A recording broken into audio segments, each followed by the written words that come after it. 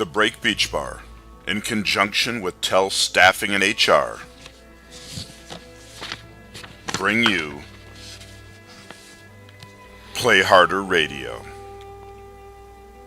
the Gulf Coast premier sports and BS talk show. Things that matter in the world of sports, and things that don't matter to anyone. It's just Faj's opinion.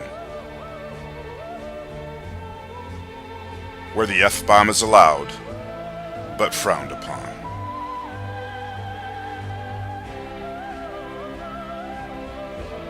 This is Play Harder Radio.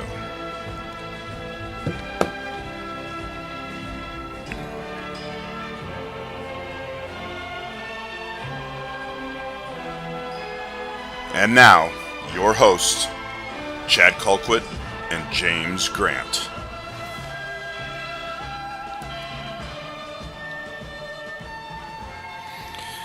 All right, welcome back to another episode of Play Harder Radio.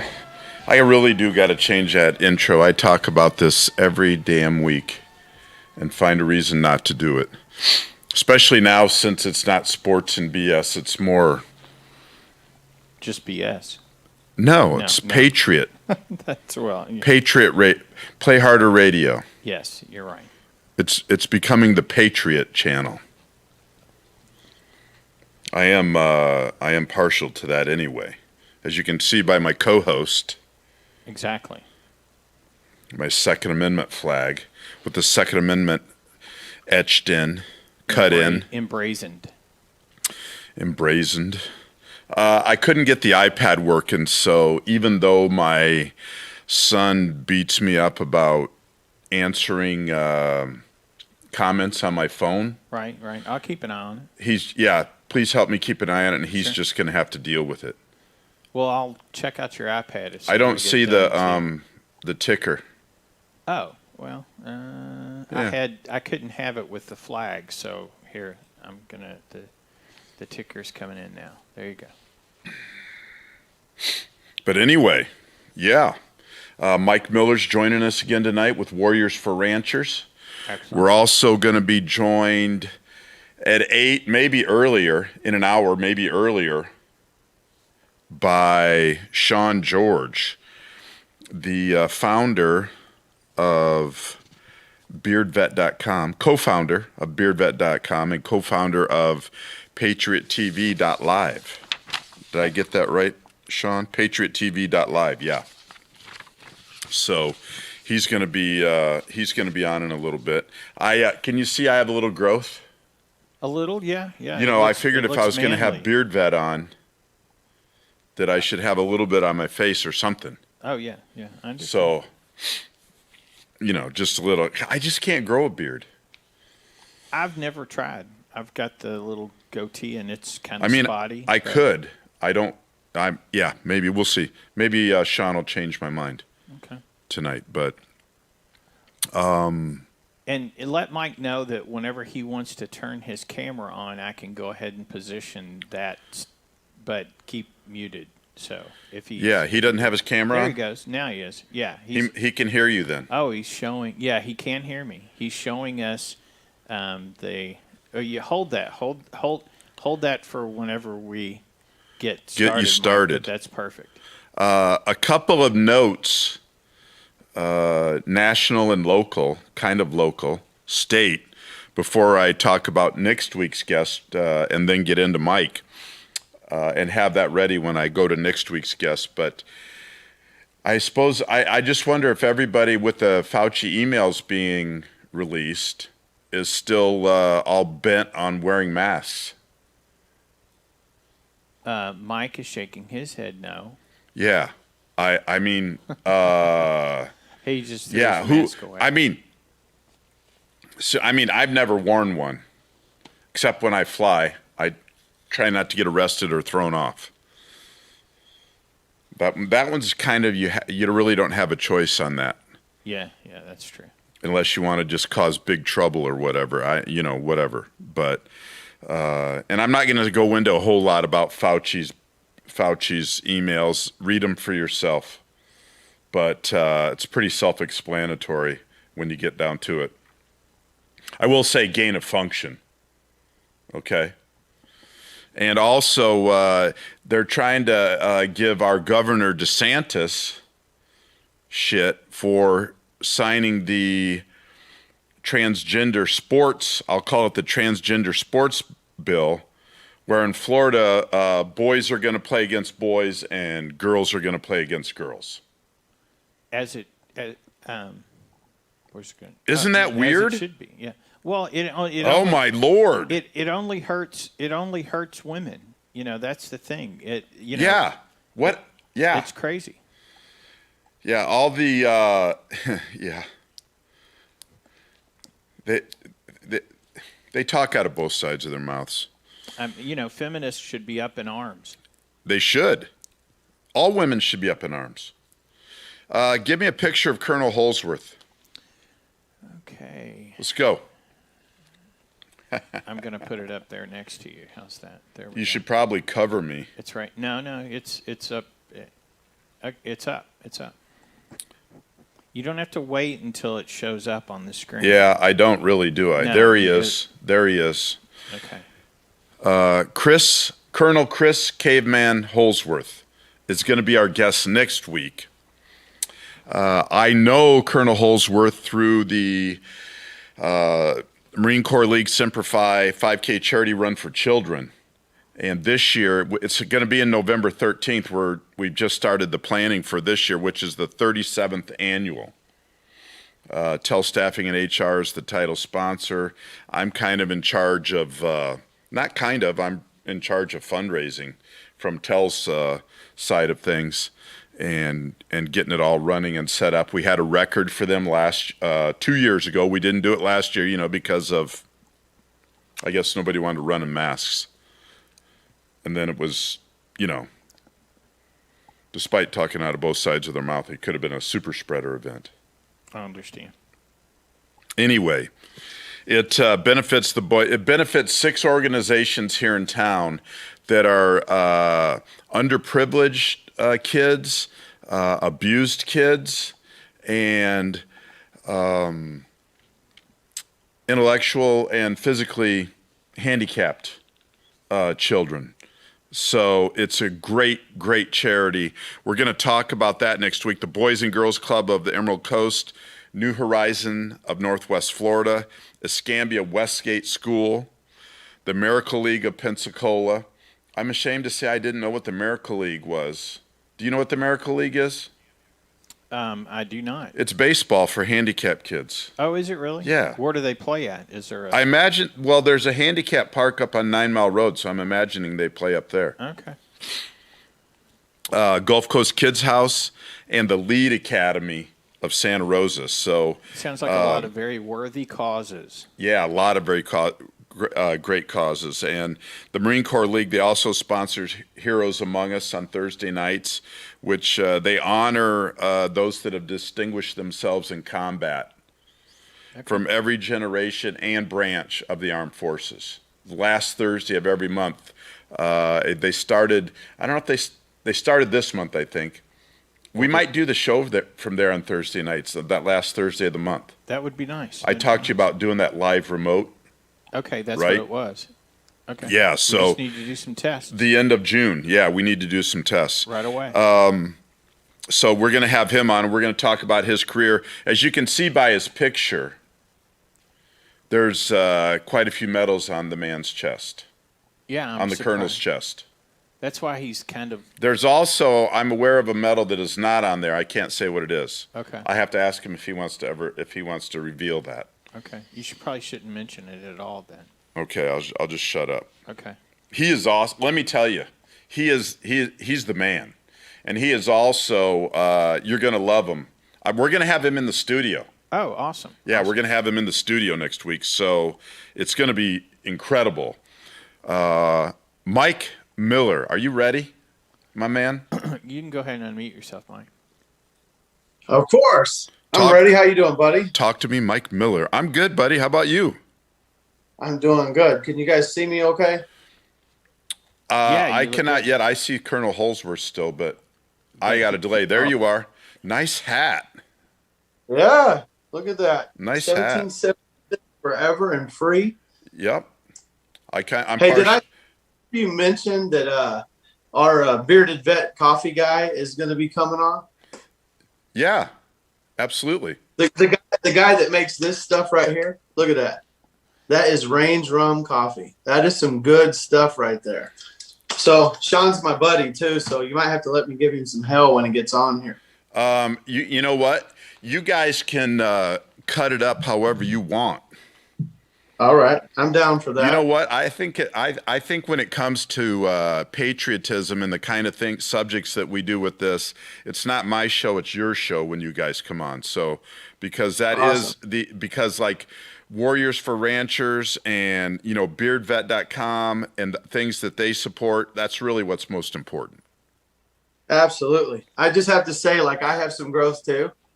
But I when can see Sean it. comes on, we have baby face compared to this guy. We'll be You know what I shamed. mean? Well, I assumed at first I didn't know that they did beard grooming and stuff like that stuff. I just thought he was a bearded vet and loved beards, and whatever. However you're branding yourself, but Dude, we'll he's talk pretty. we'll talk about Pretty boy. his stuff when he gets on here. And yeah, you Look, guys can do whatever you want when he gets on. no, I love that dude. So you ready to roll? I'm ready to roll. You let me. You wanna? How do you want to do So it? you guys can post up the images and let's talk about Okay. the stuff. All right. I got a couple things before we get to the images. All right. Let's go. I noticed on the Warriors for Ranchers we had a Border Patrol suicide, which We did. breaks my heart, and I don't know how often that is or whatever, but obviously it's we're not grasping what these guys have to deal with. No, did somebody post that on my wall Yes. today? I didn't. It must have been today. You know what? I have to say I'm completely oblivious to this. I'm going to have to go back and look at it. We had family time for the last couple of hours, and I have not been on the wall, so that just got Nice. posted up. I did not see that. Todd, Can you tell me what it's? Todd, can you look it up Which one is on it? the Warriors for Ranchers Facebook page? There's a green. It's a green graphic with Oh, shoot. with somebody kneeling. I don't. Can you do that or not? I don't Yeah, know. Well, I've got to get rid of Mike. No, we don't need it on the screen. I just wondered if you could go over to the other screen there and look up the info on it while Mike and I talk here. I'm under somebody that I know. I just hate hearing that, James. That's terrible. These guys. What can I speak on this while they're doing this? Yeah. They're spread thin. I mean, they're waking up every single day to 400 to 500% more workload than what they had before this administration.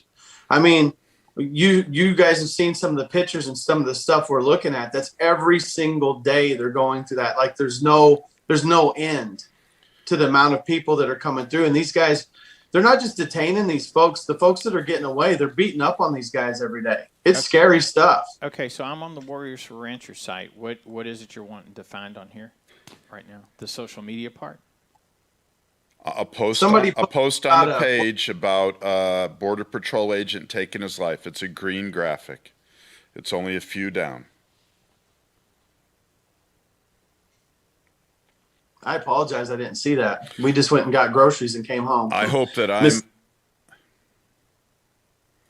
anything, Todd. Is it on their social media page or is it on the main It's Warriors for probably On be on Ranchers? Facebook. community. Facebook. Okay, well then that's different. Okay, so let me go to the Facebook site. I thought you were talking about. And click on the community. You'll probably see it there. Yeah, it's. I can't imagine what they're having to deal with every day, and if they got a 400 or 500% workload increase. Yep. I don't try to make. I try not to make things. Even I have. We're on the same page, but I try not to go on and just be an administration basher per se. But you Right. you cannot ignore what is going on down there and the differences since the new administration took over. Well, since the last time you and I talked, I've actually been down to Del Rio. I've been down to Eagles Pass. I went down with 5 different conservative news networks, and what we saw was horrendous, James. I mean, the sheer amount of people that's being brought through, the cartel and the coyotes, we saw them. We actually saw a coyote in the water helping move and smuggle the people across the river to this property that we were at.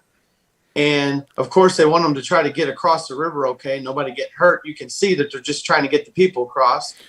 But it's the same thing. It's like that person in the water is a criminal, and they know that if they're in the water, they're safe. Right. And I've heard it's both ways. I've heard people say once they cross halfway through the river, they should be considered on American soil. But the other folks are saying they have to actually step onto the land, so they're safe if they're in the water. So they're literally like 10 feet from the shoreline. And one of those pictures I sent you, he's the guy in the yellow shirt. Well, I'll tell you what. Let's. I wanted to mention, since you mentioned Del Rio, you got a couple of town halls coming up. June 8th, Lavaca, DeWitt, and Gonzales County Sheriffs are getting together for a town hall to talk about this. June 10th, there's one in Del Rio, right? Are you going to be at those? Yep. Do you go to those? I'll be out of town. I'm going to be coming your way. I'm going to be in Tampa on the 16th to the 21st. I believe I'll see you there. So why don't we go? I've got your pictures set up. So why don't we start with them? And sure. Can you see the screen and what pictures and stuff come up?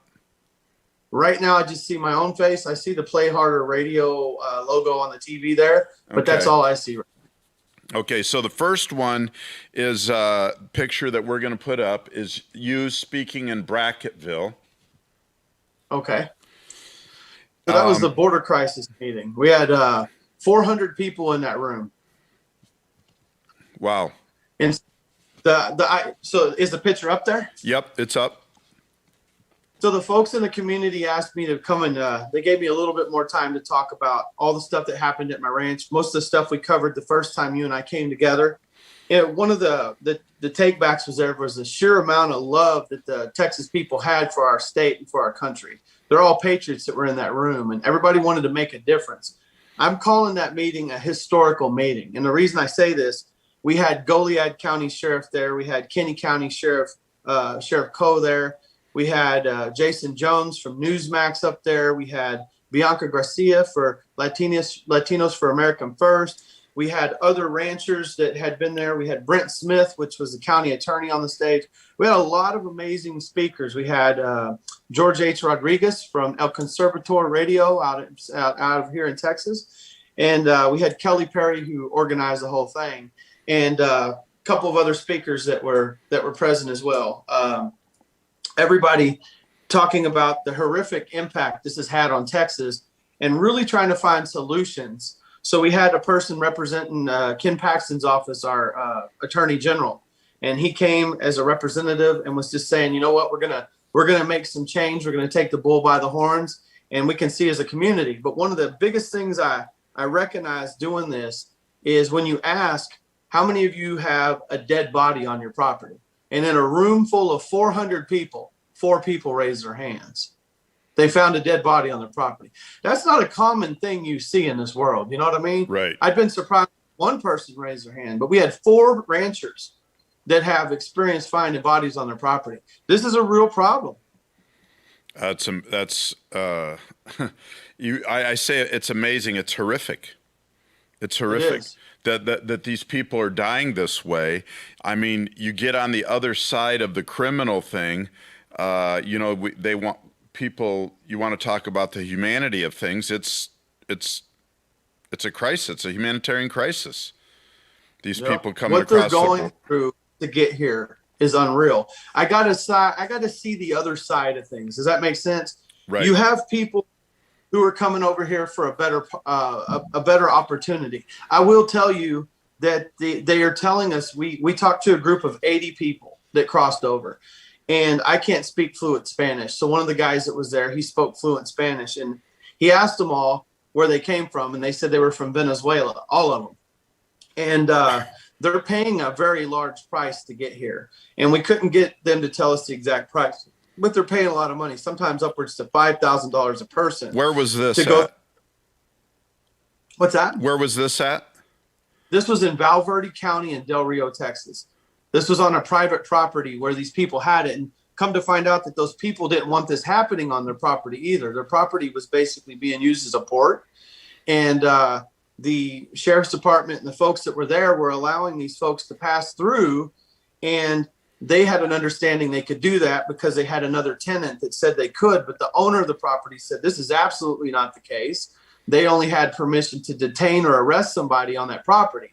So here they have every single day 3 busloads of people crossing their property, and they didn't want to be held accountable for allowing something like this because, you know, they're patriots. And we got shut out. So when we got there, the left-wing media was there, and they're posing these kids and these families to really create the narrative they wanted America to see. So I show up with 5 conservative patriot, news groups. And I'm proud to say their names. I had Ben Barquam there from Steve Bannon's show and America's Voice. I heard you on that. I heard you on War Room Pandemic. Yes, sir.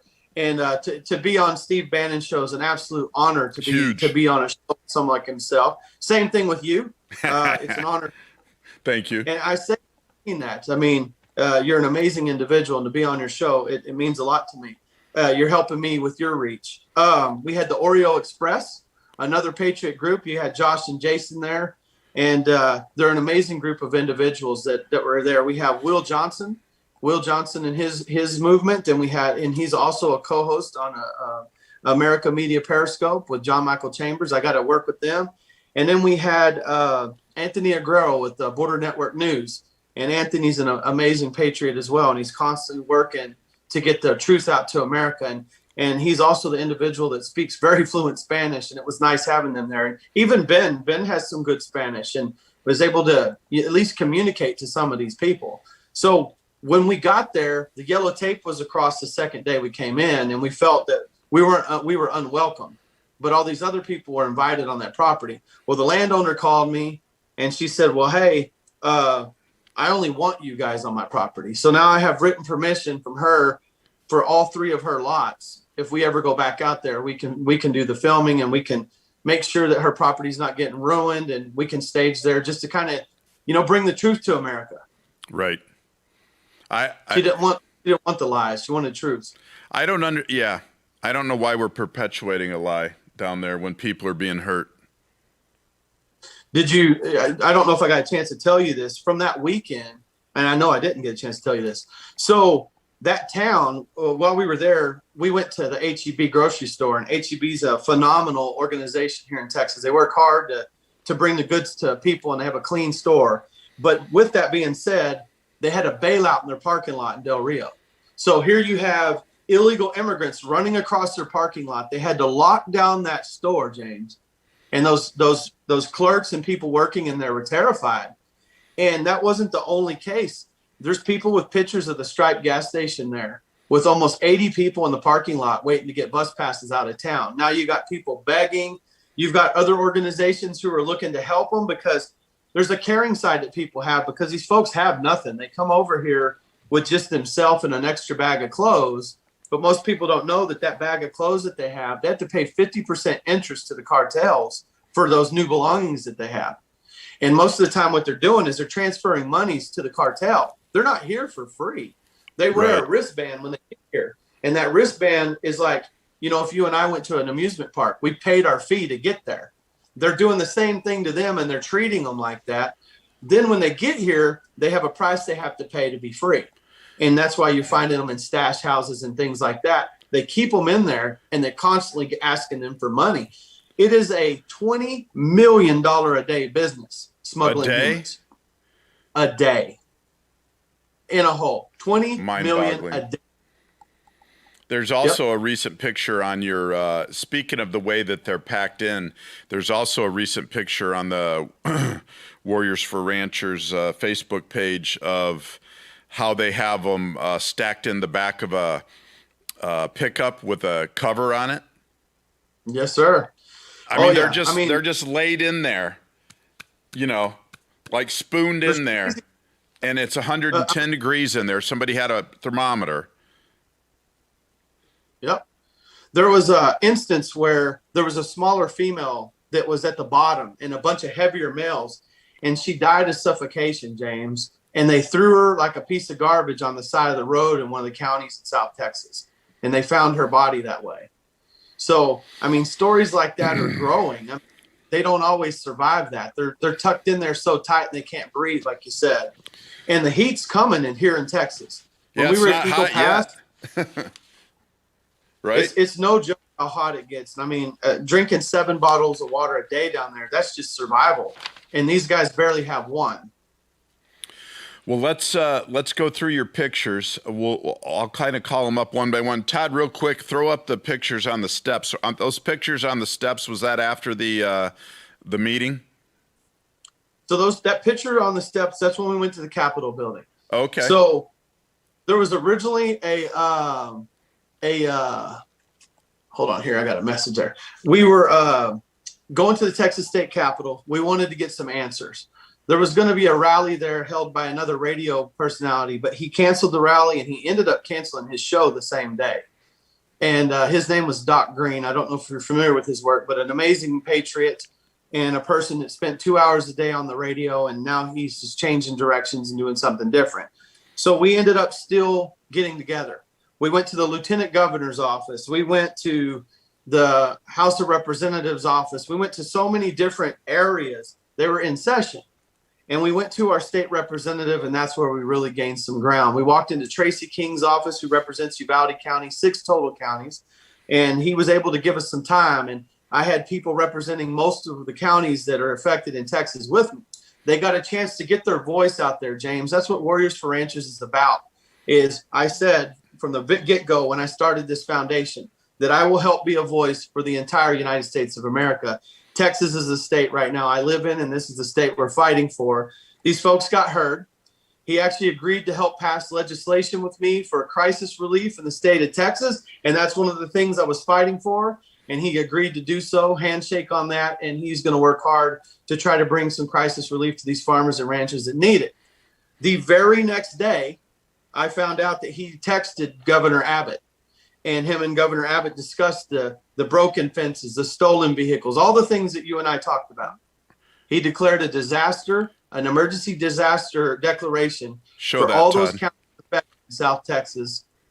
And I'd like to say we had a big part to do with that. We're throwing up that picture of the disaster declaration right now as well. So Yep. There it is right there from Governor Abbott. I wanted to say I think he's has been stepping up here recently in a big way for you. Absolutely. There's people that have bashed him. There's people that are still saying it was a little too late because a lot of stuff happened. But the reality is there's a lot of things that have kept him from just work. The border wall itself is a federal property. And from what I'm understanding is he can only do what he can do in the state of Texas. And right now what we're seeing is he's doing that. He deployed National Guard, which has been working in the processing tents.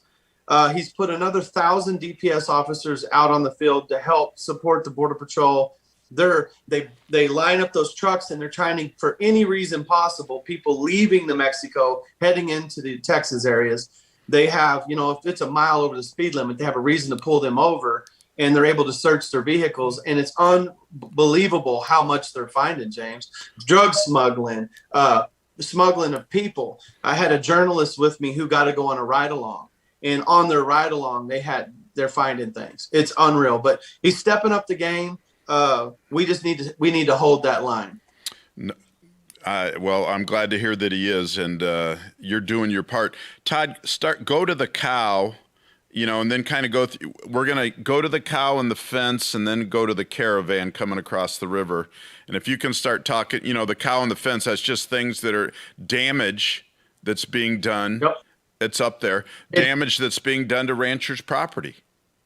Yeah, this is another case of a bailout. So the bailout is when the smuggler is literally driving through their fences. It's become a household term, a bailout. I didn't see myself saying this, all the time as a kid, but it's definitely an every week thing you hear. They're fleeing the police. These are the guys that don't want to get caught. They'll drive through the farmers' ranches with no care about their property. And in this particular case, they ran over a cow. So now a precious animal that these people cared about got ran over. Yeah, and there's the fence, and they're showing that their fencing torn up. It's all money that's costing them money. That's right. And we're going to hopefully be able to give that family some relief as well. We're working to do with what we can with what we have. I need a lot more donations. Because Venmo at Warriors for Ranchers. Venmo at Warriors for Ranchers. Yep, and warriorsforranchers.com. We have merchandise now. You can go get a shirt like this, a Warriors for Ranchers shirt. We have different logos of it now where people can get all different designs, and we have a donation link. They can click that. We have selective amounts. You can do 25, 50, 100, 250, or you can put a custom amount in that box. We made it a little bit easier for people who've been asking how they can help, and we're starting to see people use that link. So warriorsforranchers.com is how you can help us to help other people. But you're seeing more and more of these kind of damages, James, the broken fences, the broken gates. And like I said, fencing is $10,000 a mile.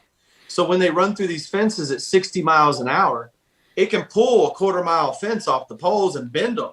So now you've got all these fences that were drove into the ground, and they have to undig that, stretch that out again, and try to get that fence up so their animals don't get out. $2,500 just in that. That doesn't count time that right. Keeps them from running their ranch.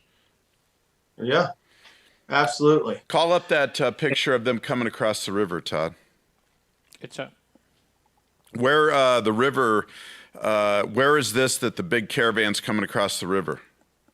So this is in Val Verde County in Del Rio, Texas. So if you see where those people are, you'll notice like in the back corners, there's like a rock ledge on one side and another rock ledge.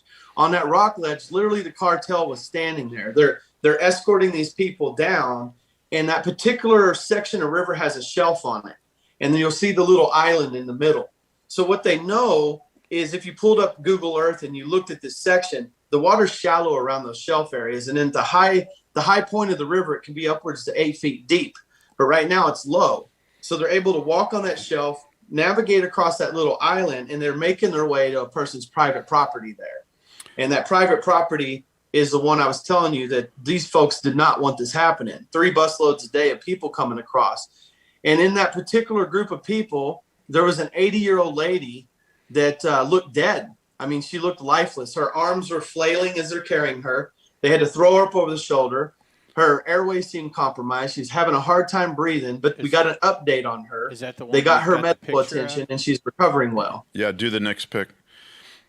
Is that, it looks, who's carrying, is that the picture of the single person carrying, is that her? The old lady. That's her.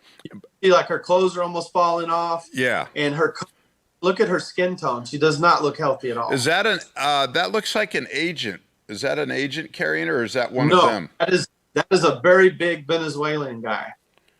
He was one of the few people in that group that could actually speak English, believe it or not, but he didn't want to talk to us. He made a comment. We were just kind of trying to gather some information and seeing, if they were all safe. And we asked them, did they see death on this trip? One of the people said, not this time, but they have. They've seen on the Mexico side, they have seen death coming through. So I'm going to tell you guys a little something graphic on this, if you don't mind me saying so. No, go ahead. We had a lady from Cuba come through, and Anthony speaks very fluent Spanish, and he asked her if everybody was okay and asked them what's the worst thing they saw when they came here. That night before this happened, the cartel were chaining women to a tree. It was a winch cable with handcuffs, and they were gang raping women on the other side of the river. But the day before you see this, and her kids, which were like 5 and 7, and she had a toddler, they had to witness that. And so they pick out these women and they gang rape them, and their screams were all night long. Those little kids had to witness that, James. And the thing was, she said she took her kids into the weeds and she covered them with her body and held their little ears to try to avoid them from hearing that. And then what she told us next was very devastating. Those people don't make it here. They either kill them or they sell them into prostitution. Terrific. It's happening right across the border from us. It's horrific. And the property owners in Texas can't do anything about it when they come That's over. because of Mexico side. So On the U.S. side, though, they can't do anything about people coming onto their own property. they are now. That piece of property where this was happening, the sheriff and the folks doing it, they did not have her permission to do that there. So these folks are coming back saying we could be held accountable for all the liabilities of people potentially getting hurt on their property. So they're going to build a stronger fence and they're going to shut them out from doing that. They're potentially liable for people getting hurt on their property that are crossing onto their property illegally. And they live out of state. They live out of town.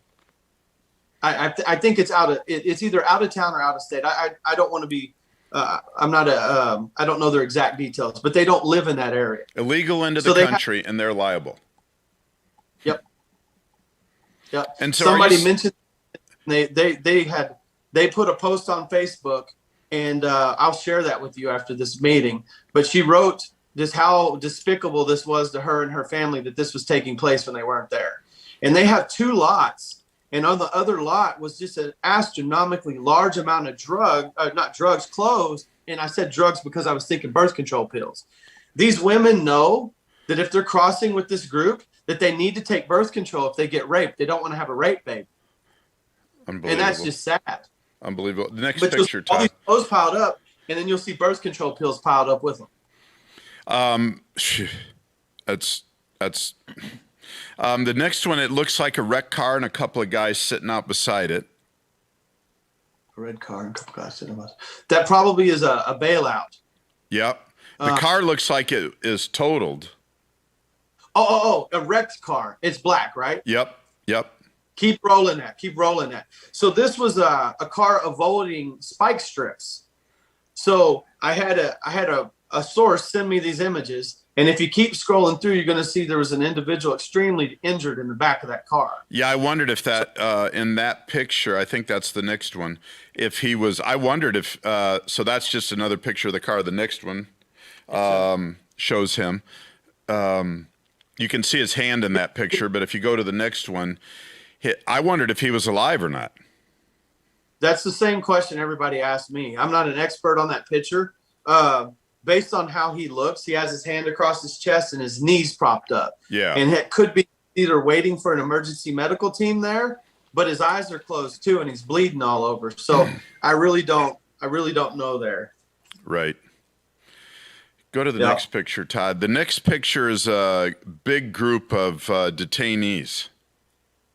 Now, is this the one with the big truck? Nope, that's going to be next. The detainees. Sitting is this in a on field? Sitting in a field, it looks like. Yeah. Or on the side of the road. That would be all the people that were in that car. That's how many people they had in that car that rolled over. There's 7 right there. That's amazing. Yep. That's they incredible. squeezed them all in. And that guy that got hurt probably was in the middle of all of it. Go to the next one, please, Todd. It's up. That is the box truck with the guys outside the box truck. So what we're hearing is U-Haul has had an extremely large amount of people renting their trucks, but they're not moving property. They're moving people in them. There's been a huge influx. That's more like a rider looking type truck there. Just a big box truck, but you can see they're lined up. Our state patrol pulled that truck over and they found that many people in it. Now, where do they go? Where they pull them over, they find those people in it. Where do those people go? There's a lot of different things happening in that avenue. Let's talk about that. So we have hotels here in Texas, and one of my friends, his name's Ray. Ray actually protested in Pleasanton, Texas, because the Biden administration has rented out those hotels. And the hotels, there's $76,666 for 6 months of housing one person, one immigrant. And they're getting, from what I'm hearing now, they're getting iPads, game consoles. They're getting a $1,400 debit card. They're bypassing TSA, and you probably heard on the news, they've taken them to Iowa. They've taken them to Tennessee. They've taken the small children to Florida, and they land them at 1 o'clock in the morning. And also here in Texas, I got a phone call about midnight one night this week, and it was an elderly couple, and they needed to pay their water bill. So listen to this one. This is near Temple, Texas. So they were going to go pay their water bill because they know if they didn't get it in the box by X amount of hours that night, it would be late the next day. When they were on this road, this is a county road that they've lived on for over 20 years. They never see anybody. They say 8 of these buses at 1 o'clock in the morning. And those 8 buses went into what they would call the gang neighborhoods of Temple, Texas. And they were getting intimidated. They followed those buses. They wanted to know where they were going to go. But they said some of these neighborhoods are places the cops don't even like going. And they said that they didn't follow them any further than that. These buses are everywhere. There's neighborhoods in Del Rio where it's really high-end homes, but there's a dead end there. And it's a ranch that's backed up there. 3 buses a day, same time every day. It is the most orchestrated crime in the history of the United States when it comes to immigration. These people are getting picked up, flown. They're going to camps. Some rumor mills have it that they are going to military bases. They're being seen on Lackland Air Force Base now. Who's given that authority? As me, as a retired military member, you're not allowed on base unless you have a proper military ID or a pass that's written by the security police of the military base. And this is, I don't want to speculate, but the sources that are telling me this, they're people who live on the base. And they say they're putting them in those houses and in those properties. Do you want me to show the wide group sitting on under the Yeah. tractor trailer? Did you let Sean in? Yeah, he hasn't unmuted or anything yet, but he's in. So Sean, unmute and make your video available. Sean's going to be on with us here, Mike. Nice. My big bearded buddy. Can you hear us, Sean?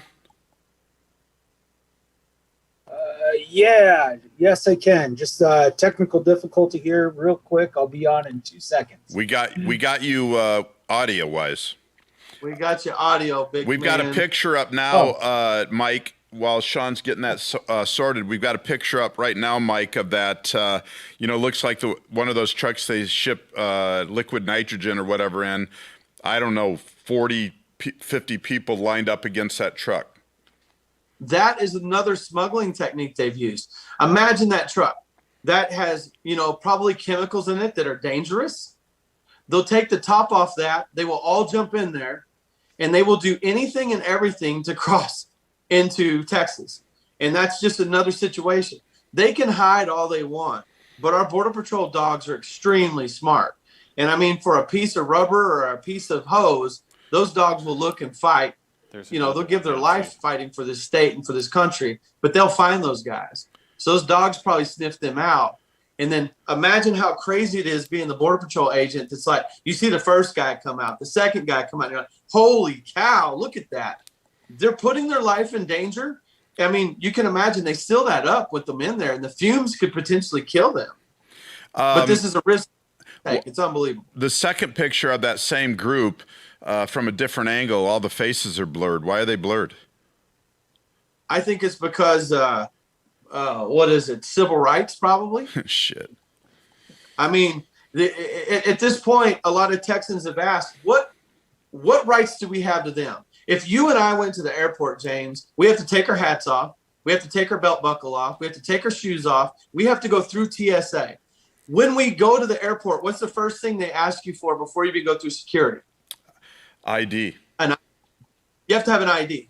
You have to have an ID. You got to be a verified American citizen or have a valid ID Hey, Sean, of the country or passport, wherever you're from, to board that plane. These folks traverse TSA. They walk out on the airstrip. They're putting them on these planes, and they are flying them to a city near you. Unbelievable. Sean, are you on? He is. I am. All right. How we doing? We're doing good. We're doing good. Hey, I want you to know, Sean, I'm doing great every single morning. So I would like to be another official sales guy of this coffee brand right here. This would be the Bearded Vet coffee. And this happens to be one of my favorite flavors. This is the Range Rum. Range Rum. Can you show us? Dude. Yeah. Show All it. Show right. it again, Thanks. Mike. Thanks, Mike. Show You're it again, welcome. Mike. Mike, show it again. This stuff right There here. it Look is. at there. This is my Range Rum. I hold this stuff dear. Dude, you spoiled the heck out of me in Dallas, man. And I'm going to be ordering more when this is empty.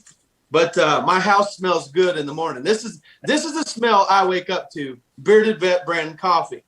And the gentleman that you see on the screen, he's not only a man that can make great coffee. You make some beard products, and you're a patriot of the United States, and you're wearing a American-made bandana in this image here. But I have to say that really looks good. It looks like you. That picture was taken a couple years ago. Yeah. I was going to give you some props. Say you look younger in person. Oh, thank you much. Thank you much. Hey, it's a pleasure. It's a pleasure to have you and to meet you. He makes me look like a midget. When I walk up to him, a smaller individual, I think I come up to his chest. He's a tall guy. How tall are you, Sean? I'm a short 6'4". Nice. I'm a short 5'9". Yeah, we're going to to get into. We talked a little bit about the beginning that Sean is the co-founder of BeardVet.com and PatriotTV.live. But right now, Sean, we're going through a few pictures that Mike had sent over to me. Talking about this crisis on the border down in Texas, and it's really happening, Texas, Arizona, New Mexico, California, all across there. But the next one, I think, is of all the guns, Mike. Yes. They're starting to find stashes like this along the border. So you got AK-47s there, you've got pistols, all kinds of sorts. This is just one of the many stashes that they found. So smuggled weapons, smuggled drugs, smuggled people. Nothing about this is good for the state of Texas. None of this is good for America. And I had another military vet buddy of mine bring it to my attention. When you think of the Iraqi war, a lot of this type of methodology was happening. They were stashing weapons and they were sending their people to them. And you found them in the houses there, under beds. You remember when our Marines ran in and they found them in the houses, the people's properties? There was just weapon stashes everywhere, but we got to the bottom of it. Now we're finding them on our border. So to answer the question for all the American people watching this, are the people coming through armed and dangerous? You're dang right they are. You've got folks that are family units that simply just want to come over here. But those people, they're not coming over here for free. And people need to know they're being used as a distraction. So if our Border Patrol is limited in space, we have, say, 120 men with boots on the ground, and they're sending 300 immigrants a day. That's going to keep the Border Patrol busy, right? So when the Border Patrol is busy, they're moving stuff like that. How much area did those 120 people cover? Well, there's way more than that. But in the sector that I Right. currently have around Uvalde, there's about that many. So there's hundreds of hundreds more. Right. But they're spreading them out as much as they can. I mean, for me to be able to say exactly how many, I'm not an expert in that. I just know they're spread. I mean, there's an area that those 120, Uvalde, Del Rio, how big an area is that along the border? Well, I would say 120 would be just my county. So down in Del Rio, they're going to have that much more. But I would say, quite a few square miles they're going to spread out. And Yeah. They're getting a lot of fraudulent calls. So people will call and go, hey, I got something over here. And they're doing it to them on purpose. This came out on our news. So now you've got guys being dispatched to something that's not there. When they get there, the criminals are moving through somewhere else. I just know that they're so undermanned. You can tell how undermanned they are. These guys are I don't know how worn they out. can do it at all. The way I would explain this come back to sports radio, it's like playing a baseball game with 5 guys for 7 days a week.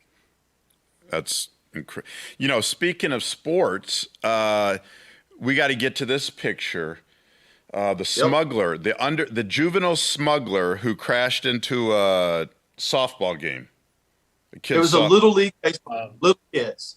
This was in La Pryor, Texas. So just imagine you're a mom, dad watching your kid play ball, and here comes a smuggler smashing into the game. And there happened to be a Border Patrol father in the bleachers. And my understanding was they went to get the kids into the dugout to save the kids. And all these family members and this guy is literally detaining 11 illegal immigrants on the ball field. And those kids' life is now marked with that type of terror. It's unreal. Just story after story like this every day. They had a bailout in front of an elementary school, and they had to lock down the school. And now they had a bailout on a ball field as well. And a bailout in the HEB parking lot in Del Rio. They had a attempted hijacking at the HEB gas pump in Uvalde, Texas. And here's the funny part. I sound like a journalist now because I literally am just a rancher. I'm a dad. I'm a person that lost a business in this whole thing. But now I'm on these podcasts with you guys because I want the news to get out. So I'm literally doing what these journalist folks do. And I said, this is happening. This is happening.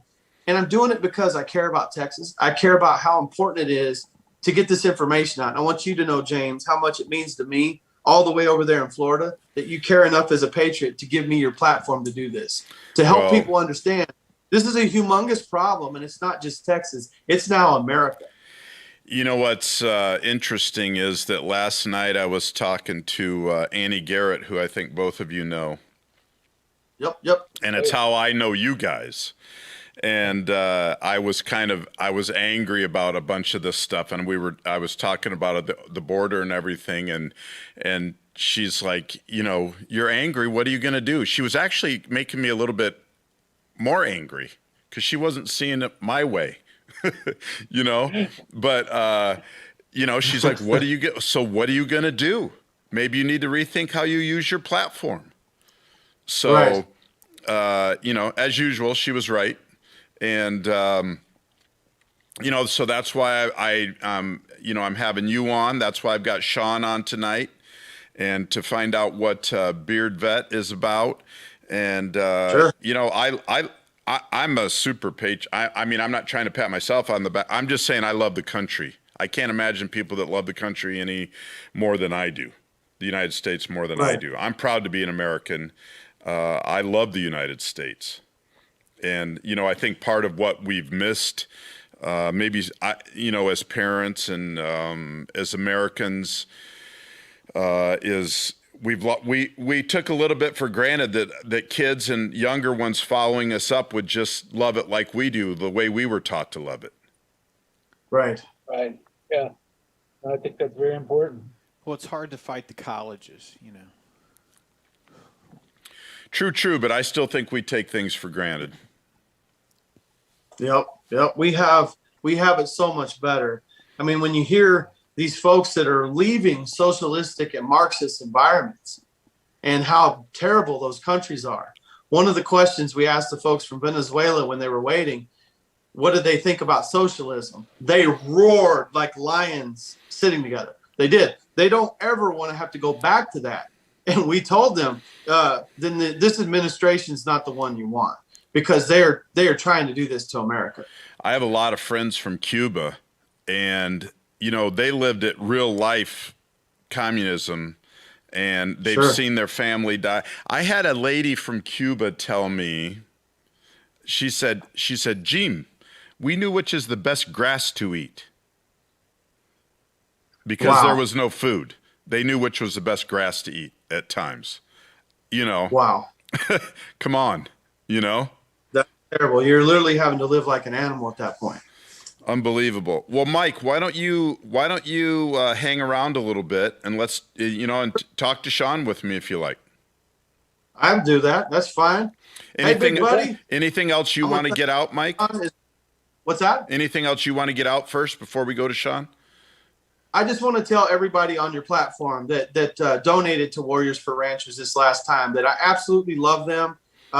They showed me a lot of support. A lot of people started following our page that knows you, and they said, hey, I found you from Play Harder Radio. I want every one of them to know that I'm proud to be friends with you. I'm proud to be friends with them, and that you're doing great things on your platform. And if they want to help, they can donate to warriorsforranchers.com. They can get cool shirts like this. They can get cell phone cases, all this stuff that's designed with our logos on it. And all the proceeds are going to go to helping people in distress here in Texas. And I'm going to give the floor to Sean and back to you. But I just want to say thank you. And I salute you, James, for using your platform for good. Well, love you, buddy. You're welcome. Love you too, man. And I appreciate, we all appreciate what you're doing. Awesome. I don't Yeah, know if I'm absolutely. allowed to salute since I didn't serve, but Hey, man, I tip of the salute hat. you guys. Well, listen, everybody, this is a new guest, Sean George. He is the co-founder of, as I've mentioned a few times, beardvet.com and Patriot TV Live, which I'm anxious to hear about, Sean. A Marine Yeah. Corps vet from about 96 to 2000, mostly in North Africa. Disabled vet, a disabled vet officer in Nebraska.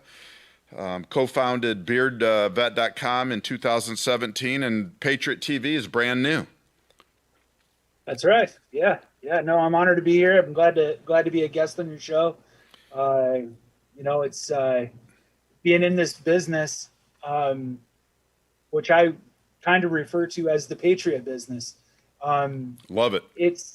You know what, you take your punches with it, and you grow a lot of thick skin, and you send. I've always had a philosophy is a few years back, I think everybody's had their trials and tribulations that send them on a path of where they want to bring their life to, right?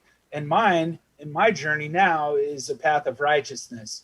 I feel like you can learn a lot as even a grown man like myself. My troubled past has now kind of allowed me to be more of a spokesperson for hey, listen, forget about that. Let's move forward and let's try to find resolutions for problems and versus worrying about things that you did before. Anyways, listen, this whole journey of the patriotism movement, the MAGA movement, which I 100% stand for. I'm assuming your crowd is probably a little right-leaning and probably not left-leaning. But if you are left-leaning, listen, there was probably a time in a lot of people's lives where they did lean. We were always told that the Democrats were for the working man, for the guys, doing the day jobs, the 9-to-5s, the blue collar worker. Right. And, you find out later on in life that was all a bunch of, baloney. Yeah, we evolve a little bit in that manner. I would say so. So in 2017, you started, you co-founded, who's your co-founder? The missus. Okay, Yeah, the right missus. on. Right on. The boss, She's- the boss. The real boss, yes. And the real boss. What was, you've got beard grooming products, you've got coffee, you've got rubs, tumblers, apparel, all kinds of cool stuff. What was your mission when you started Beard Vet? Well, we came about this one because I was on Twitter, social media, and I ended up meeting a lot of good friends, people who were not very famous back in 2015, 2016, that are now, I would say more than half of them are on TV shows, journalists, investigative reporters, investigators, and even some military intelligence.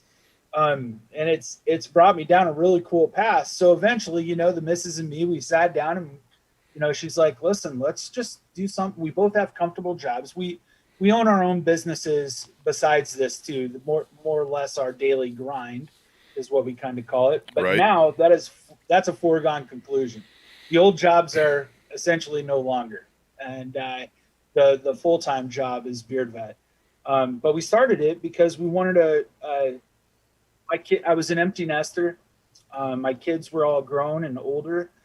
They'd all either gone to college and successfully graduated, or I've got my youngest is in beauty school.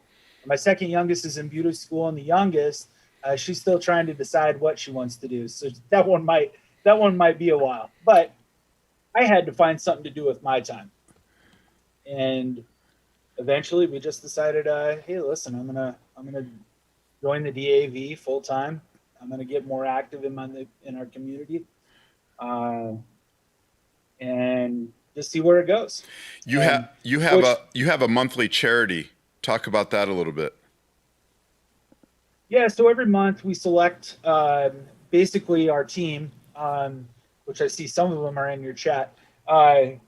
We get together, we put our heads together, and we try to pick a charity that has not what I would call not taking off of Google standings, because you will soon find out those are baloney too. Right. But what we do is we actually check their tax returns, and we look into the business, look into the corporate or the 501c3 or 4, whatever they break off at. We check out their tax returns. We see how much they're spending on themselves, and how much they're actually giving back to the veteran. And that's how we select the ones that we want to give to. And there's a lot of bad ones out there. Matter of Right. fact, your percentage is almost about 95% bad and 5% good. That's And sad. these are veteran charities I'm talking about. Yeah. We actually dig in and we get down to the nuts and bolts, and we kind of tear them apart. This month is the 14th Hour Foundation. Yeah, that's right. Now, the 14th Hour Foundation was set up by Chris Peranto, who is kind of famous from the Benghazi. Right. And he's actually a fellow Nebraskan. And so we're happy that we could join up with those guys, give a little bit back, to them this month. Last year, because I know what we did last year because of taxes, but last year we donated about $30,000 to $35,000 to veteran charities. That's awesome. Awesome. Yeah, That is we're on amazing. track to do that or more this year, even with all of COVID last year. Wow, that's amazing. Any questions, Mike? No, I just think meeting this guy in person, you can just see he's a true patriot and he has a giving heart. I mean, without a blink, he gave me all this coffee, and I'm going to have him come down and shoot a pig at my place. Right Well, on. you got to come down. And James, if you want to come down too, we should just make it a bro trip and have you come down as well. We could sit around the campfire. You can stay at the cabins, see firsthand. And right now I have armed security at my property. Yeah, I'd love to do that. Most definitely. Check it out in Yep. person. We could do a show there Right. at the place. Sean, you're Marine Corps, as I mentioned, ex-Marine Corps. How did you, and you said mostly North Africa. Do you want to talk about that a little bit, or what you did, or? Yeah, sure. I can talk a little bit about it. So I was with the 10th Marines. I was actually with Charlie Battery, 1st Battalion, 10th Marines. We went and did our basically our tour of usually all active duty Marines at one time or another are deployed, and we were deployed in 1998. And in the summer of 1998, our embassies were bombed simultaneously in Kenya and Tanzania, and our specific duty there was what we called embassy reinforcement, and we were attached with that unit. And anyways, we basically helped evacuate some United States Americans that were in Africa at the time. And then we saw some other things out there too. This is about when, you started seeing the northern part of North Africa kind of turn in to more of a radical Muslim area versus Right. a moderate, and it was very disheartening. It was the first time I'd ever heard of bin Laden. Was in 1998 when those simultaneous bombs happened. And so anyways, it's been with me a while. It's, one of those things that I'm obviously engaged in, and I have a heart for any of those guys who suffered with, like you said, the 14th Hour Foundation. I've met most of those guys, Mark Geist,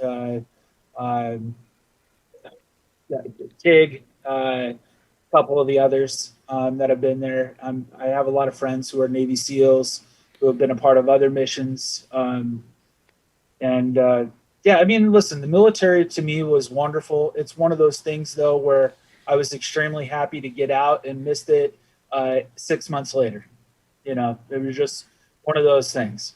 Right. You know, I was offered a really good job to get out before I got out of the Marine Corps, and I accepted it. And I worked there for a few years, got a better job somewhere else, you know, and just kind of lived with everything, and thought every life was good.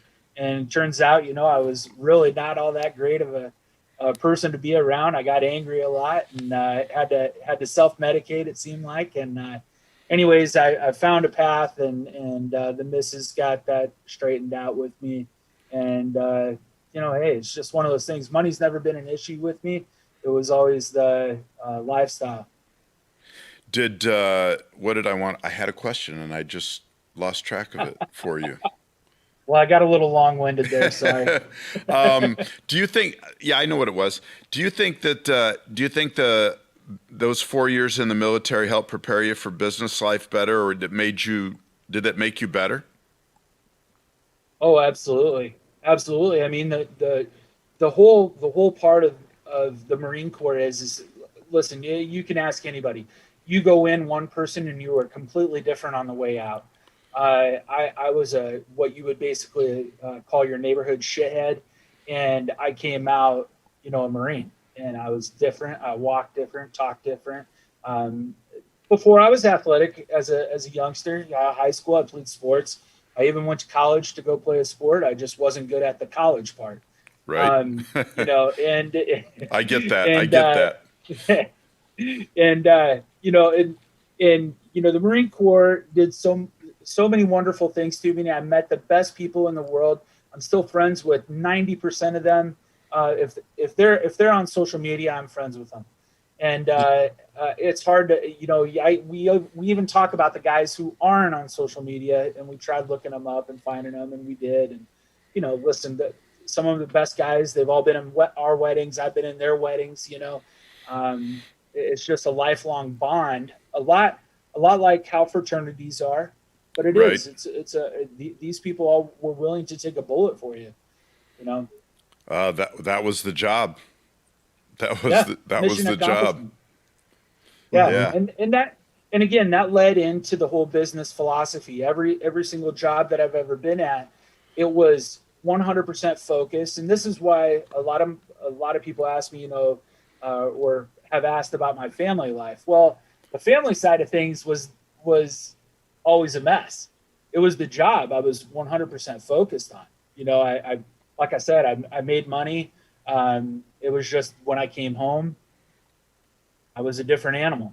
And thank God I've gotten all that squared away over the past 10 years of working hard, bettering yourself, following Christ, you know, being with great people. Like I said, a lot of my guys are in your chat room. They're watching this. Listen, they help me out so much. I couldn't do this without them either. Well, I'll tell you what, Awesome. my feel for you that I get from you, knowing that you're 6'4" and you're a big guy with the big beard and everything, is that, and I mean this as a complete compliment, but it sounds like we've got a gentle giant on our hands now. Absolutely. Good choice of words. Good choice of words. Well, the good Lord has mellowed me out quite a bit since those younger days. But I've been in my fair share of bar fights over the years, and being a big guy, you would know, both of you would know, because both of you are pretty big dudes. There's always the one person in the bar that picks the biggest guy out, right? Right. So so I was the one that would usually, as nice as I am, it would be the one to come up, and spill their drink on me or whatever the case may be. Mike, how do you think, how long were you in the military, in the Air Force? Almost 10 years. Yeah. I retired. I was retired medically myself. How do you feel like it impacted your future? Man, just like he said, is when we're kids in school, you're kind of figuring everything out. I got into the military. I actually had my 19th birthday in boot camp. That wasn't my favorite birthday, but you meet all these people and people from all walks of life. And I think Sean can agree with this. You got people who joined the military because they want to serve. You got folks that joined in the military because they wanted to get away from their family.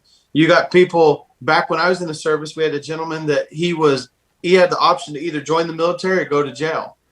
And Right. he joined the military. That person ended up becoming one of my best airmen. I saw his life change 360 degrees. He is an amazing father, an amazing husband, an amazing leader, but he walked in there an absolute mess. And the folks that I was friends with in the service today, I can still call them back. Just like you said, you spend unlimited amount of time with those guys when you're out in the field or you're in a truck. And some of our craziest memories are on the flight line, singing songs on the radio while we're taking gear to the planes. But we realize that some of us can't sing very well, but we still talk about those memories, and we still share those moments. But those are the guys you'll always have in your backyard for a barbecue. They'll always be there. That's awesome. Sean, I don't want to let it slip past. Mike kind of did a little commercial for you there when you first came on. But you've got a lot of great stuff on your site there that you sell. The like I said, the coffee and the rubs.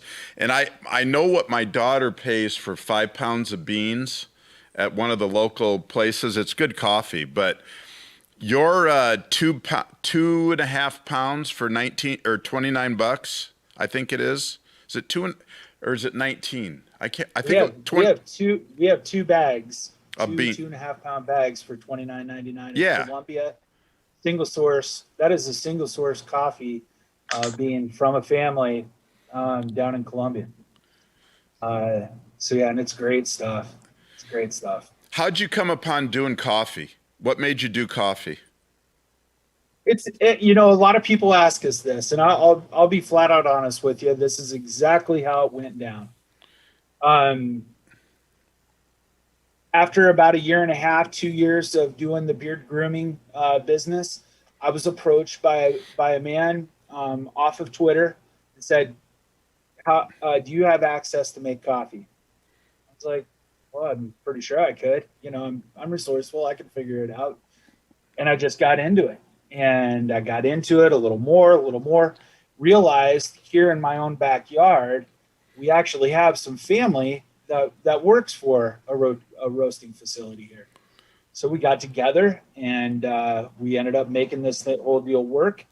And I think it was May 1st of 2019. So a little over 2 years ago. Okay. Was our first bag of coffee. And ever since then, Jim, everything is really just kind of, I chalk it up to luck myself. Others would call it, you're gifted. But it really, truly has been a lot of God. And things just sometimes fall into place. And this whole deal worked out. So now we make coffee. We're in restaurants. We're in retail stores. We're in grocery stores. We got into a large distribution facility that handles a lot of our distribution behind the scenes versus the retail side of the market. But we're slowly but surely growing the business. Listen, I don't know how everybody else does theirs. All I know is that I've got a great team put in place. We're not going anywhere. We can make as much coffee as we need to make, and the road is truly endless. I mean, as long as we don't, somehow screw up.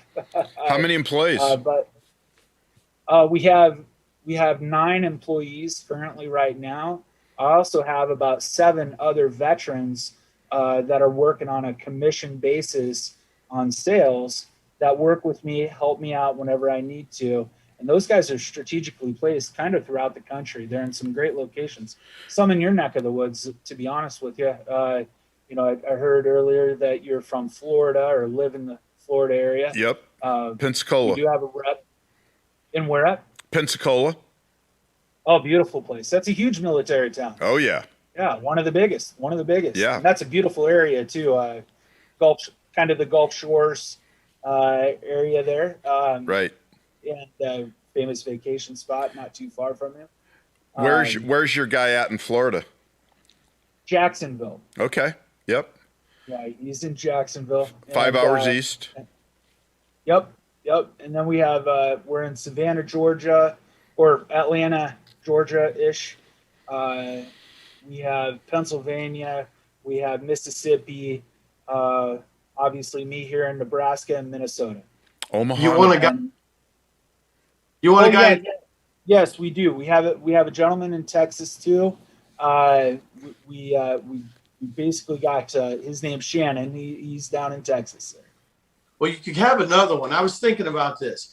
If you and I worked out something where I could sell, and we help our organization and help yours, is there a way? Absolutely. Have you drop ship it to the people that buy it? Absolutely. I wrote your charity down, and I plan on doing something as soon as we get done with this show. Yeah, you tell me. I'll put you on my website. I'm going to tell people this is a company I stand behind because I do, and the stuff's amazing. If I don't like coffee, I'm going to say it, but I'm going to tell you, I love. This is my favorite right there. Which Range Rum coffee?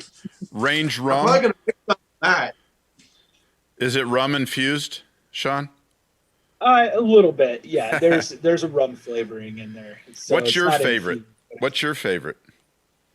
The house blend, which is 100% designed by me. It's a non-acidic. It is a medium dark roast. It is smooth. It mixes well with creamer and sugar if you're that kind of guy. But if you're a black dark roasted coffee guy and you're not getting the caffeine you need to hop on board with our house blend because it's got the boost. It's It's got the good. kick. Does No, it and come in the it's- 2.5 pound bags for $29.99? That one I think is a little bit. I mean, it's a 2.5 pound bag, but I It's on believe the it's screen. $19.99. Yep, there. I'm not mistaken, Todd's I got could it up be- on the screen. The house blend, whole bean. Mm-hmm. Yeah, cool. Yeah, Anything new coming along for you for Beard Vet? yeah. So you mentioned earlier about PatriotTV.live, Yep. and I'm really excited about this. Now, what I did was Mike probably met my business partner in this, and that's Kenny Lee, big bearded guy like myself. Mm-hmm. Go figure. And we purchased. So there was a company that this PatriotTV.live. It was already existing, and the gentleman who owned it before just didn't have the right connections to get this thing off the ground the way how he wanted to. And he had invested over, a lot of money into it and really didn't get the effect that he wanted. And so I just called him up one day and asked him, hey, listen, you want to sell it? I got plans for it if you want to sell it. And we bought it. So that's in turned into, I do know, I've had like I said, I've been blessed to know a lot of the bigger influencers in social media and the political world. I've met people in the hunting world and professional football world through the journeys of my life. And so we're going to have, a lot of them all have a great podcast, but a lot of them are being censored right now for even the littlest things, getting strikes against them or whatever the case may Right. be. Well, we've developed it to where I can host not an endless amount of podcasts, but I can get a lot of podcasts on there. Plus, then we do all their merchandise for them and we fulfill their order for them. We do all the printing, we do all the embroidery ourselves. It's from another buddy of mine here in Nebraska who has all this equipment and does all the fulfillment and everything. We're just the facilitator of it. And we came up and we put this idea together, and we're really we're going to launch the whole, it's active right now. You can go on and check it out. But this thing will be active July 1. Awesome. And we've got a lot of great people that have already signed up, committed 100% that they're coming on board with us. And like I said, it's not just political. I'd love to even have you guys on there if you're interested. We can talk after the show. But because I know you're a big sports guy, if I read up on you correctly, you used to play some pro ball in the day. I did not. You did not. Okay. I did not. No, I was nope. Didn't make it there. Pretty good at everything, but not great at any one thing. So Gotcha. That's my Okay. that's my MO. And you know what? And I've I love sports, and I've loved it. I mean, that's all I live for, you know. I don't know that I wore shoes other than going to church. I don't think I ever wore tennis shoes till I was 30 or something like that, you know. Nice. Casual shoes just wasn't a thing. It was always tennis shoes. But, you know, they've let a side of politics that I don't think we all need to know about seep into pro sports, which have made it really tough to enjoy anymore on the pro sports side of things. That is totally true. Yeah, it's almost unbearable in some instances. You know, I mean, for instance, here we got NBA players. Just you know, mainly the best one is what I would say. You know, probably the most physically gifted person in the NBA, LeBron James, who can't keep his mouth shut, and is totally. I mean, the things that he's saying is, one, anti-Semitic, two, it's racist, and three, I mean, he's against the police. Who does that? What kind of sick individual is it? Listen, there's a bad person in every group, but you don't call out the whole group for one bad apple. It's True state. yeah, it's a thing. It really bothers me. Anything that steps on the flag, the nation, the police. Now, listen, I don't like getting pulled over, and No, they don't nobody want to does. deal with me because I'm not the most pleasant guy to get to pull. I try to. I'm better now that I'm older, you know, like we all are. But listen, without them, and we're seeing the results of that on a daily basis with this defund the police stuff. Without them, we're in a big world of hurt. Absolutely. Yeah, you know, when they're penetrating into NASCAR, probably like the most redneck hillbilly sport that I absolutely love. I'm a huge NASCAR fan. I'm in the middle of Nebraska. You know, I'm completely landlocked. But somehow I found NASCAR and I really like it. And we actually got our little logo on one last year that I was super happy about.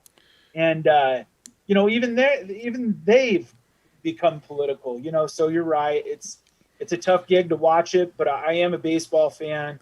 I was going to ask you. Yeah. So you got a big event coming back this year? That's right, we do. Full audience this year. That's amazing. That's incredible. So, do you know the last name Opitz? Opitz. No, I can't say that. Jake Opitz played second base there. I want to say maybe in the mid 2000, or like 2005 and between 2005 10. Okay. Sean Opitz signed to play there, but I think he went direct to the Toronto Blue Jays. And Casey Opitz is now the catcher for Arkansas. Oh, okay. So All right. that family has a big Nebraska connection. And yes, they do. You guys got a seed, I believe, for the tournament. We did, and unfortunately they stuck us in the bracket with Arkansas. Yeah. And you know, I mean, honestly, I would love to say it's political. The reason why they put us both in the same one, because they're not really much fans of Arkansas either. You know, but the Razorbacks, I've watched them play several games this year. They're a great baseball team. I mean, they're well rounded. They can hit the ball. They've got decent pitching. You know, and the Huskers, listen, we've kind of had some sloppy wins, but we're hustlers. You'll see that because right. I'm assuming those two teams are going to play, and you'll see a really good hustling Nebraska team. They'll make you feel kind of old. They kind of look old schoolish out there, and we got a fancy pitcher who's got a really cute mustache, and he's a good egg. He's a good egg, and I'm a big Husker fan. Growing up here, I'm a lifelong Husker fan. You know, Larry the Cable Guy and I've had the luck to call him a friend, and you know, it's just born in our blood here. We're just Huskers. We're college football, college baseball, even women's volleyball fans here. You know, That's awesome. even in this. My a good friend of mine, Jeff Carpenter, played the middle linebacker for Nebraska in the 70s, like 72 to 74, like 72, Absolutely. 3, 4, and 5, something like that. Yeah, Yeah. and he was there for I think he had 1 year. Who was before Tom Devaney. Devaney? Yeah, I think he got 1 year under Bob, and Yep. then got Tom Osborne. Two completely different coaches. One hell-raising, cussing, old time football coach, and then Tom Osborne, who never does swear, and then had Right. one of the most prolific college programs of all time. Yeah. Yeah. I've even, again, I've had the luck to be able to, shake hands with Tom Osborne a couple different times. Got my photo ops with him. We did an event with them back in 2011 or 12 that I got to be a part of. And anyways, he's a wonderful man. And that led us down other roads too. By meeting him, that's how I got to meet like guys. I met Bo, who was Nice. our old football coach.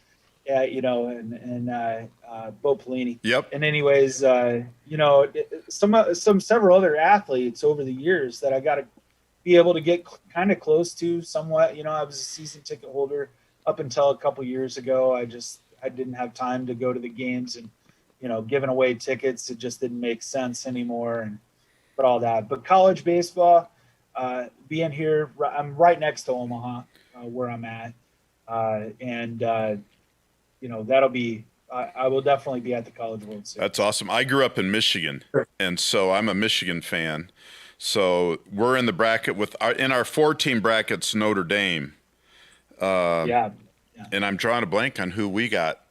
We play tomorrow night at 7. So I'm looking forward to that. And I got to tell you, though, I grew up a huge Michigan football fan. I want to say it was 2012. Devin Gardner was quarterbacking, I think, for Michigan at that time. We played in Nebraska, and I think we were favored. But my brother and I went there. We met our friends from Denver who were Nebraska fans, and another girl. And I'm telling you, when we left that weekend, my brother said, he goes, who's a Michigan fan, he goes, I'm buying Nebraska season tickets. And he lived in Denver. He goes, I'm buying Nebraska season tickets, and I'm coming back and wearing the opposing team's jersey every weekend. That's how nice we got treated when we were there. Yeah, we are. We are very classy, if you want to call it that, to the opposing fans. We've been to some bad ones. I mean, Colorado. Speaking of Denver, Colorado, Right. when you go to a Boulder game, when you go to play Colorado, Oh, they hate Buffaloes, you. They hate you. they hate us. And it is a little different, but the people here in Nebraska are typically very, very welcoming and very nice folks. Well, you remember McCartney in the early 90s for CU. Yeah. He brought that program back to a national level. And the thing back there I remember was the Nebraska fans, and Colorado's like, our rivalry. This is a big rivalry. And Nebraska people are like, don't you have to win once in a while for it to be a rivalry? We ran our mouths with them back during those years. Their old quarterback Salinisi passed away, and I can't remember who took over. It wasn't Cordell Stewart, but it was somebody like that. That was a really good quarterback that filled the shoes of that quarterback, and they had a really good run. Maybe it was Cordell Stewart. I can't remember. I think it might have been Cordell after him, after Salinisi.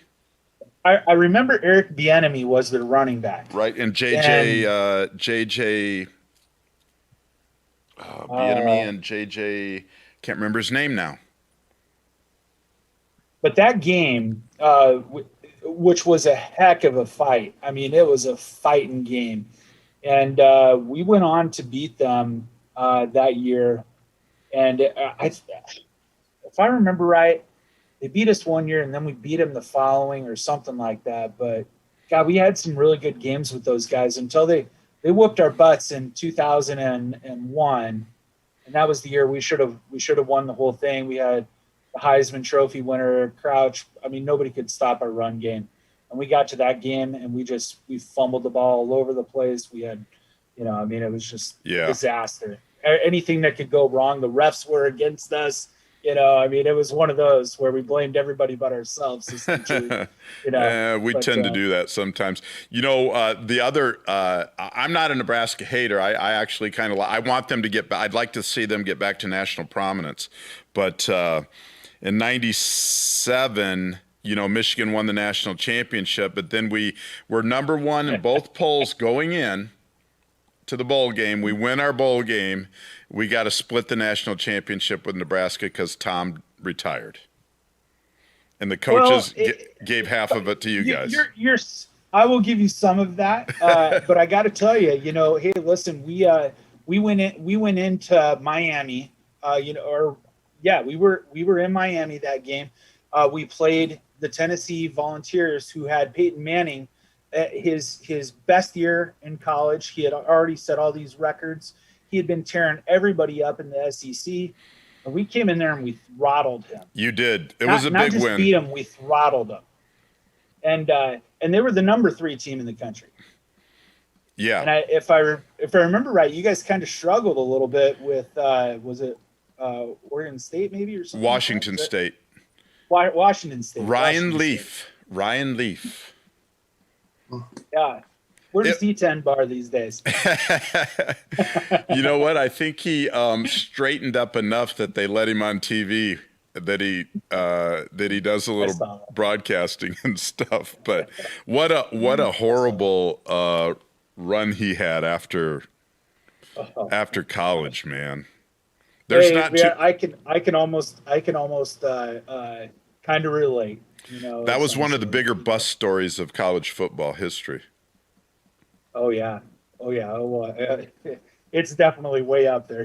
His name is mentioned right next to Marinovic and a few others. That just never panned out. Tony Mandrich from Michigan State. Yeah.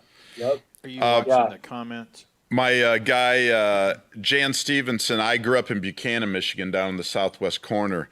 And Scott Vergan, who was in the same class as my brother back in Michigan, he says his brother has Herbie tattooed on his arm.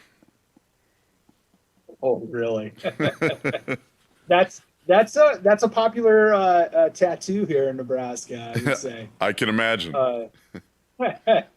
That's awesome. No, again, I'm a huge sports fan.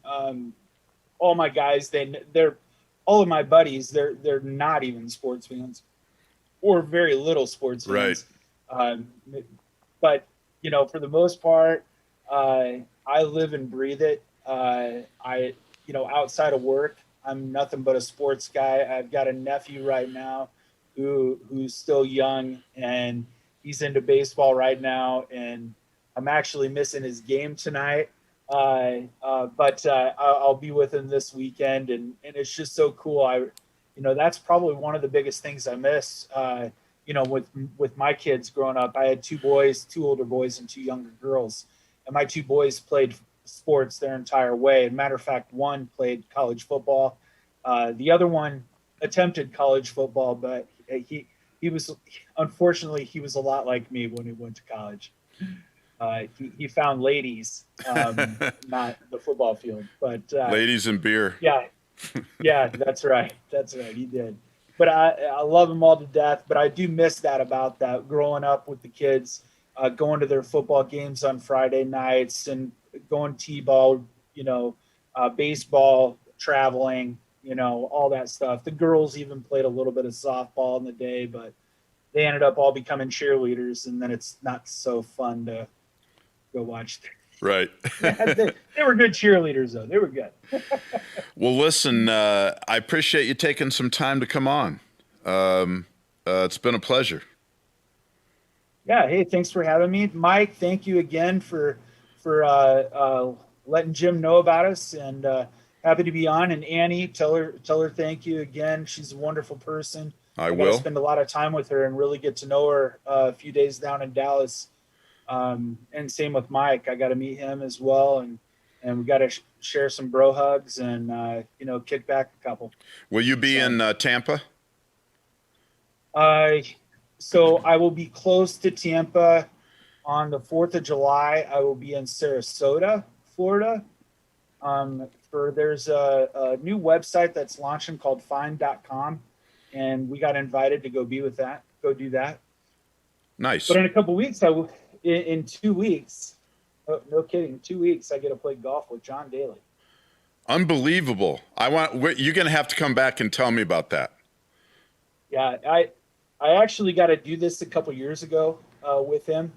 I tell you what, a lot of people say this about some celebrities, but this guy really does. I mean, he lives it. This guy is so down to earth. He is still when he is in town, it is the families in town, and everybody is family to that guy. And he is a hugger, and he is a showman, and he is the life of the party, and it's awesome. And if you ever get the opportunity to go to his event, they raise some money for the Boys and Girls Club of Arkansas. They do a phenomenal job, and we're just blessed that he thought of us and gave us the invite this year. And we're so excited about it. Well, that's incredible. That's good to hear. Excellent. I will send you some pictures and maybe videos. Yeah, well, I'll probably be calling and seeing if we can. I want to hear about it. Yeah. Maybe we could get him on the air with you. He's got a nice little podcast area in his house, kind of on a lower level that goes out to the pool. It's beautiful. Nice. He's got a nice podcast area. That would be an incredible draw on Play Harder Radio, John Daly. I will do whatever I can. All right. Well, listen.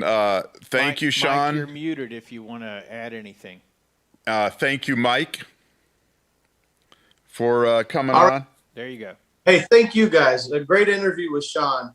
Sean, I love you, buddy. Jim, I Yeah, love you, love buddy. you too. Love you guys. Yeah. Love you. Love you guys. Yeah, appreciate all your Patriots. Thanks a lot for I having appreciate the new friends, and I look forward to more getting to know each other in the future.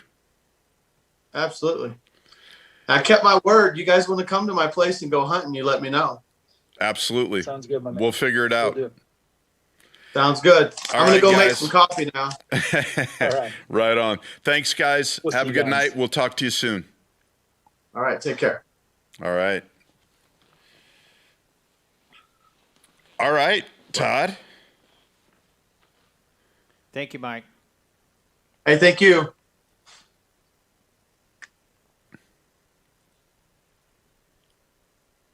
All right. Are we still live? We are still live. All right. Any Well, other comments or anything? no, that was quite enjoyable. yeah, that was good. Those two, and it worked out good together. The blend. Sean's a great guest. Yeah, that's there's some good interesting. deals on that site for coffee and for T-shirts and for tumblers. Well, I don't know if you saw. I called up his Patriot TV. Yeah, I did thing see. there for I a saw minute. you. Well, people are talking. It was. And there's a delay. We need to set Yeah, up something where that's you hard. don't see because it's about a 15-second delay. So I think you're right. So, well, listen, guys, I want to thank everybody that checked in tonight and joined us and watched. Please go like our page. Please share the video. I think a lot of people might enjoy it, tonight's show. So we're going to sign off, and we will see you next week on Play Harder Radio.